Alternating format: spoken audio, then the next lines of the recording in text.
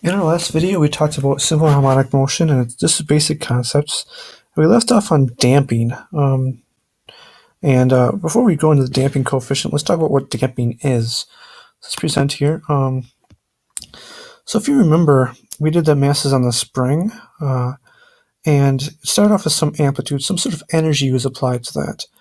Over time, in real-world situations, that mass in the spring will go up and down, but you can imagine that over time that energy dissipates to zero. Where does the energy go? Well, it goes into sound, it goes into friction, it goes into heat, and just it goes to the environment. They remember second law of thermodynamics, for example, it says energy goes to the surroundings, and we don't get the energy back because it goes to the surroundings. So if you notice, we'll start this over here, slow motion here, real time. And if I apply this 250 gram mass to this spring, it's going to oscillate back and forth, back and forth. Notice how the kinetic energy is changing. The total energy doesn't change. But if I apply friction, this is an ideal setting. It's going to keep going forever. But in the real world, there's friction. If I add some friction here now, notice how there's this red energy, meaning thermal energies.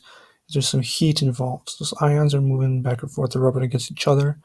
In the spring itself, and it's absorbing some of that energy, and still the total energy is conserved, but that energy is dissipating into friction. It's slowing this down to kinetic energy, potential energy are dissipating. Now the kinetic energy is practically zero here, and at some point this thing will stop moving altogether. It might take a while, but we can definitely damp that down to zero here. Lots of friction here. And if you notice, like I'll just pull it one more time. I've got lots of friction here now, and it almost immediately died. There's a lot of friction versus less friction. It slowly dies. But when I say die, it means that the kinetic energy goes away. It stops moving. It reaches a new state of equilibrium.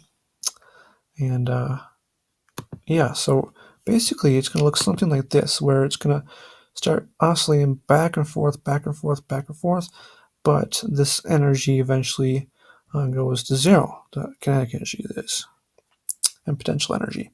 So yeah, now we said oscillating objects often dissipate energy over time. This is called damping. The degree of damping depends on a few things, such as how much energy goes in the surroundings, etc. And this damping, we can calculate a damping coefficient, a damping factor, which has this equation. It means Q is the damping factor, meaning like how much is it actually going to damp. And it depends on those different things, like how much friction is involved, like how much energy goes to the surroundings.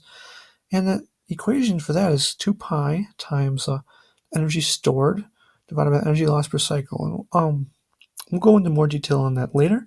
But basically, energy stored is, well, how much energy was it originally? How much energy did it have originally?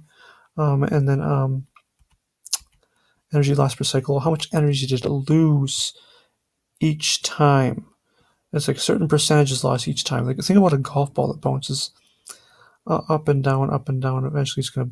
You can think of like the first bounce is really high, the second bounce is not quite as high, and you get a certain efficiency, meaning the ball's gonna eventually stop bouncing, but every single bounce is gonna be less and less, but also loses less and less. Meaning that the first bounce, if you drop from 1 meter high, next bounce might be 80 centimeters, next bounce might be 64, next bounce might be 48. It means it doesn't lose 20 centimeters each time.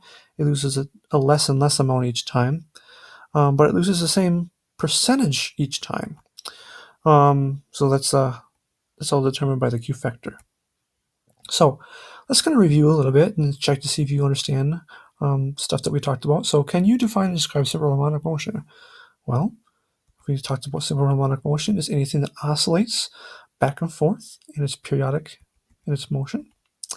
Can you give examples of simple harmonic motion? Well, sure. a lot of different things will oscillate back and forth. We said pendulums, masses on springs, lattice ions, um, your car, springs in your car.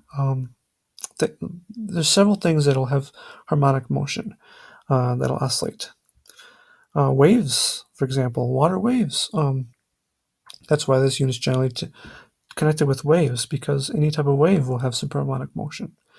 Can you use equations to determine periods, frequencies, velocities, positions of oscillating objects? Well, these are the equations that are useful. It'll take some practice to get used to them, what they mean.